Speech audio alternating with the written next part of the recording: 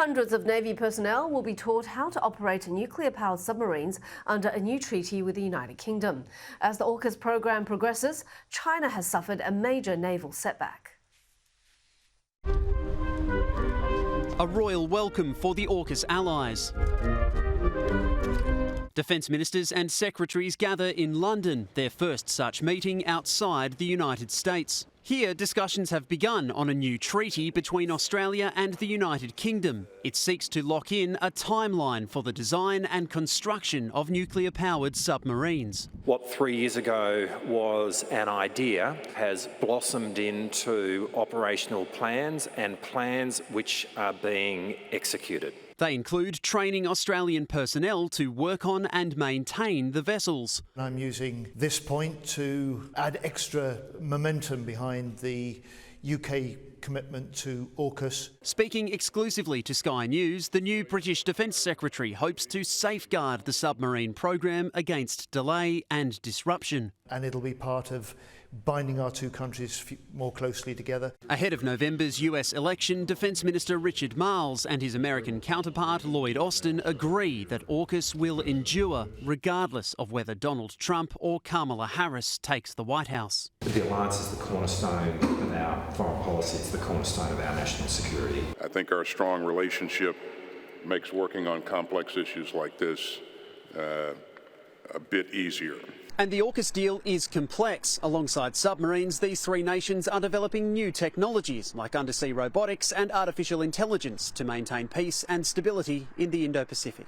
AUKUS is happening, and it is happening at a pace. And as AUKUS progresses, China stumbles. The Wall Street Journal is reporting Beijing's newest nuclear submarine sunk at a Wuhan shipyard earlier this year. It's a blow that could give the AUKUS partners a boost, strategically and symbolically. Cameron Redden's Sky News, Canberra.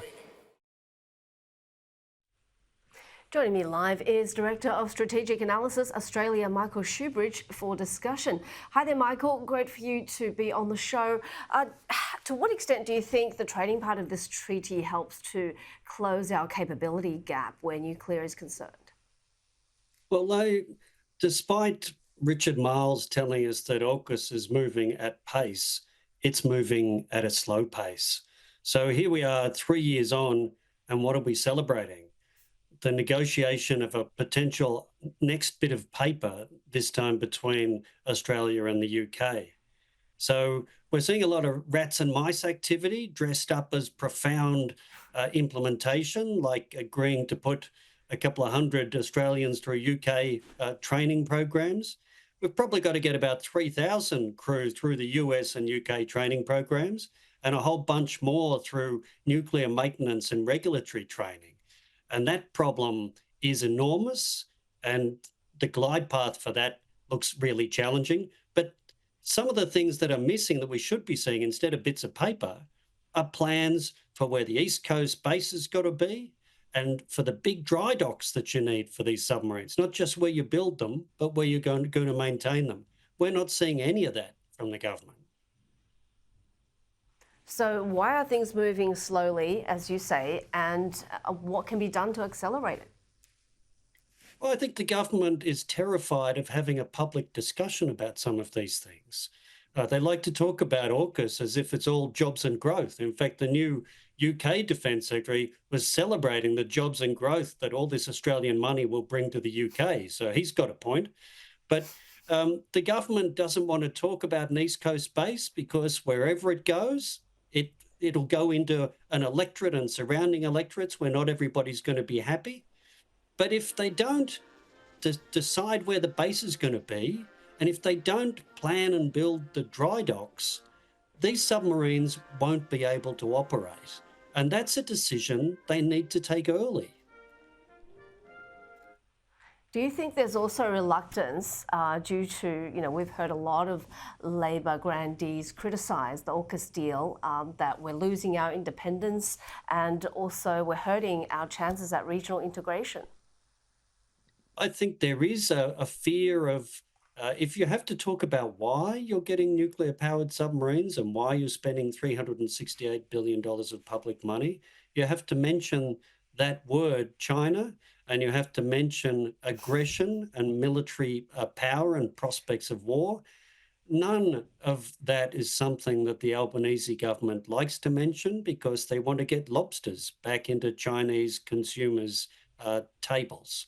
So there is a problem with the public policy, but really, if you're going to operate nuclear submarines, you need places to maintain them and pull them out of the water. And the reason the UK's astute class is not operating effectively, one of the big reasons is they don't have enough dry docks and maintenance facilities for their fleet. So we know it's an essential thing and it's a long lead thing.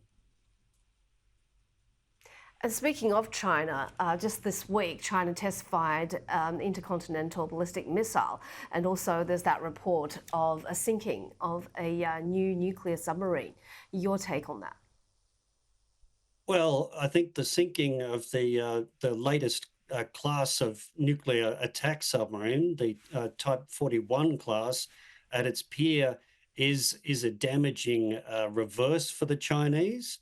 But they will recover that, and that submarine will probably be operating in 2 or 3 years. There's a lot of work that'll have to be done to repair it. It says something about the quality of their production and about their technical effectiveness, and that's good news, that it puts doubts about their capability. But really, the scale and pace of Chinese military power growth is alarming, and it's far outpacing the work that's happening under AUKUS. The ballistic missile test, that's the first one we've seen for decades. I think it shows the Chinese are now wanting to really establish their offensive military power. And that just underscores the fact that prior to the war in Ukraine and the war in the Middle East, the place everyone was saying was most likely for there to be war is our part of the world. And guess what? That risk hasn't gone down. Okay, thank you so much for your analysis today.